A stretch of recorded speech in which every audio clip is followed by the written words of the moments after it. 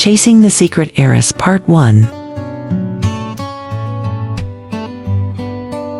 Sa paanan ng bundok kung saan ang simoy ng hangin ay amoy sariwang damo, isang tinig ang laging nangingibabaw tuwing umaga. Sa bahay kubo, kahit munti, ang halaman doon ay sari-sari. Si Inday, siya ang definisyon ng salitang jolly, magiliw, masiyahin, at laging may dalang ngiti na tila kayang tunawin ang kahit anong problema. Para sa kanya, ang buhay ay simple lang, maglinis ng bakuran, mag-alaga kay tatay, at maging masaya sa kung anong meron sila. Tay, tingnan niyo ang bakuran natin. Kasing kintab na ng bago mong sapatos. Ngunit ang tawa ni Inday ay biglang naputol. Isang marangyang sasakyan ang dahan-dahang huminto sa tapat ng kanilang bakod. Isang lalaking matikas, nakasuot ng dekalidad na Amerikana at may aurang hindi mo matanggihan. Tay, sino siya? Inday, makinig kang mabuti. Mahal ka ni tatay, anak. Alam mo, na higit pa sa buhay ko ang pag-aalaga ko sa iyo sa loob ng 20 taon. Alam ko yun, Tay. Pero bakit ganito kayo makapagsalita? Hinawakan ng ama ang nanginginig na kamay ni Inday. Anong totoo, Tay? Ang totoo ay, hindi ito ang buhay na nararapat para sa iyo. At ang lalaking ito, siya ang dahilan kung bakit kailangang matapos ang pananahimik natin dito sa bukid. Nanigas si Inday sa kanyang kinatatayuan. Sino ang lalaking ito? Bakit siya naririto pagkalipas ng maraming taon?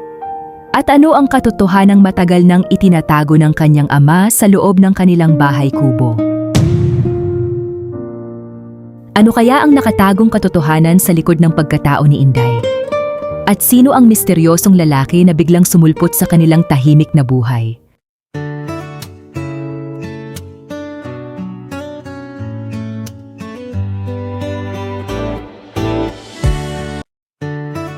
Chasing the Secret Heiress Part 2.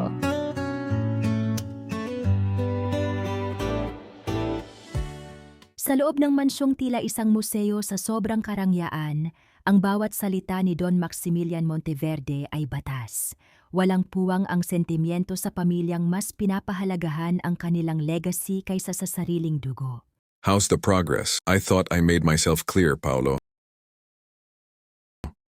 You need to secure Janine. Kailangan nating makuha ang loob niya at ang bilyong investment ng pamilya niya. Sila lang ang tanging paraan para manatiling nasa itaas ang mga Monteverde. Dad, I can't. Janine is a friend. She's like a sister to me. Hindi ko siya gusto sa paraang gusto nyo. I won't manipulate the only person who actually treats me like a human being. Ngumisi lang si Don Maximilian, isang ngising nakakainsulto. Tumayo siya at hinarap ang anak. Sa mundo ng mga Monteverde, ang friendship ay walang kwenta kung wala itong pera. Friendship? Paolo, grow up. Hindi tayo mapapakain ng friendship na yan. Emotions are for losers. Either you get Janine's heart, or you watch our empire fall. Simple as that. Pick your side. Susundin ba ni Paolo ang utos ng kanyang ama na paibigin ang kanyang matalik na kaibigan para sa pera?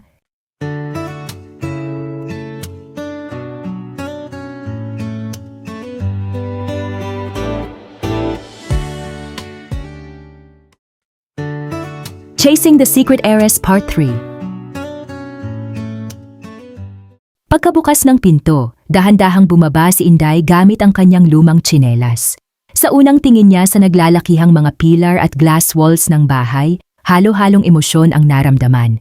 Hindi niya lubos maiisip na may ganito palang kalaking bahay sa totoong buhay, malayo sa mga nakikita niya sa telebisyon. Diyos ko, bahay ba talaga ito? Parang palasyo? Maya-maya, napatigil si Inday at naalala ang kanyang ama.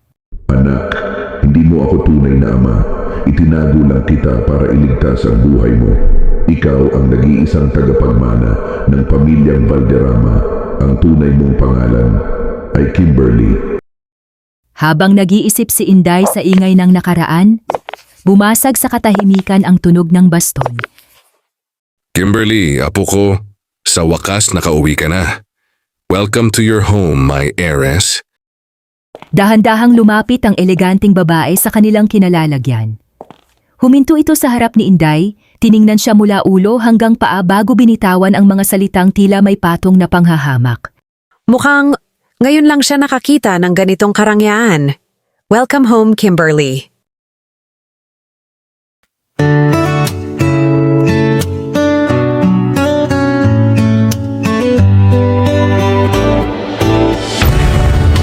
Sino ang misteryosong babaeng sumalubong kay Inday at bakit ganoon na lamang kalupit ang kanyang tingin sa bagong tagapagmana?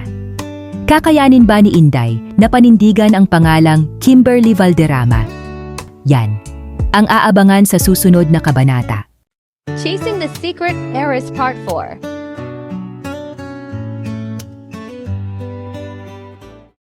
Kimberly, apo, huwag kang matakot. Siya si Janine, ang stepsister mo. Janine, si Kimberly ang tinutukoy ko sa'yo. Si Janine ang tuturo at tutulong sa'yo, Kimberly, para makapag-adjust ka sa mundong hindi mo nakasanayan. Janine, tulungan mo ang kapatid mo na maging isang tunay na Valderrama. Tumingin si Janine kay Inday sabay binitawan ng isang matamis ngunit nakakatakot na ngiti.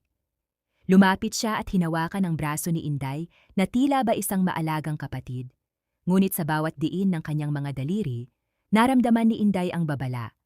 Pumasok siya sa teritoryo na hindi sa kanya. Of course, Lolo. Ako nang bahala sa kanya.